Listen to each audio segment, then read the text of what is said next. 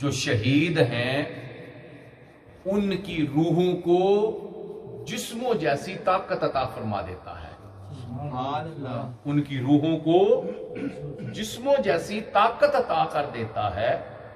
فَيَذْهَبُونَ مِنَ السَّمَاءِ وَالْأَرْضِ حَيْثُ يَشَاءُونَ، پس وہ زمین و آسمان میں جہاں چاہتے ہیں چلے جاتے ہیں. زمین و آسمان میں شہید جہاں چاہتا ہے وہ چلا جاتا ہے. وَيَنْصُرُونَ أَوْلِيَاءَهُمْ، اور جو اپنے ماننے والے ہوتے ہیں ان کی مدد کرتے ہیں. وَيُدَمِّرُونَ أَعْدَاءَهُمْ، اور جو دشمن ہوتے ہیں ان کو نیست و نابود کر دیتے ہیں. اللہ تعالیٰ شہید کو کتنا مقام عطا فرماتا ہے. وہ چاہیں زمین میں چلے جائیں، جہاں چاہیں آسمان میں چلے جائیں.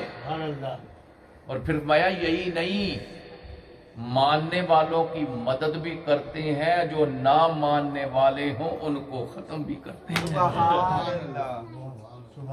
پتہ یہ چلا کہ شہید کو رب نے یہ مقام عطا کیا. جب شہید کا یہ مقام ہے کہ وہ زمین و آسمان میں جہاں چاہے جا سکتا ہے، تو جس نبی کے صدقے شہید کو مقام ملا وہ نبی کیوں جہاں چاہے نہیں جا سکتا؟ جب شہید اپنے ماننے والوں کی مدد کر سکتا ہے، جس نبی کے صدقے شہید کو یہ مقام ملا وہ نبی اپنے امتی کی مدد کیوں نہیں کرتا؟ اور اگر ہم قرآن پاک کو دیکھیں نا تو شہید کا مقام تو بعد میں آتا ہے. جو انعام یافتہ طبقہ ہے نا، جن کے اوپر رب کا انعام ہے، فرمایا انعم اللہ علیہم من النبیین والصدیقین والشہداء والصالحین، جن کے اوپر رب کا انعام ہوا ہے. پہلے نمبر پر نبی، دوسرے نمبر پہ صدیق، تیسرے نمبر پہ شہید، چوتھے نمبر پہ ولی، صالحین.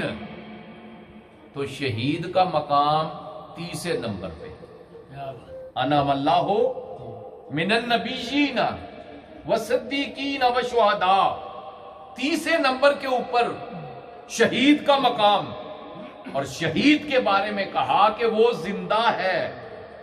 پتہ یہ چلا کہ صدیق بدرجہ اولا زندہ ہے. تو جب صدیق اور شہید بدرجہ اولا زندہ ہے تو وہ نبی جس کا سب سے پہلا مقام ہے وہ زندہ کیوں نہیں ہے؟ پھر نبیوں کے سردار من النبیین کہا، پہلا نمبر انبیاء کا. تو جو نبیوں کے سردار ہیں وہ بدرجہ اولا اپنی قبر انور میں زندہ ہیں اور اپنی نگاہ نبوت کے ساتھ پوری کائنات کا مشاہدہ فرما رہے ہیں. تو شہید کا مقام اور مرتبہ یہ ہے کہ رب فرما رہا ہے تم مردہ نہ کہو، گمان بھی نہ کرو، بلکہ وہ کیا ہے؟ زندہ ہے. کربلا کے میدان میں بڑے اختصار کے ساتھ جب یہ مارکا ہوا تھا، اللہ کے نبی کہاں تھے؟ جب یہ مارکہ کربلا ہوا تھا تو اللہ کے نبی کہاں تھے؟ پہلے یہ بات ذہن میں رکھیے کہ جب شہید کی موت واقعہ ہوتی ہے، شہادت ہوتی ہے، تو فرشتے حاضر ہو کر اس کی روح کو رب کے حضور پیش کرتے ہیں.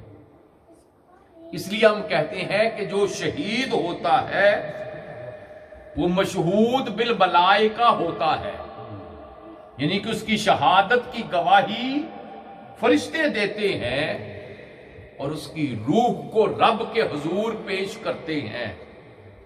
لیکن قربان جاؤں، مارکہ کربلا ایک ایسا معرکہ ہے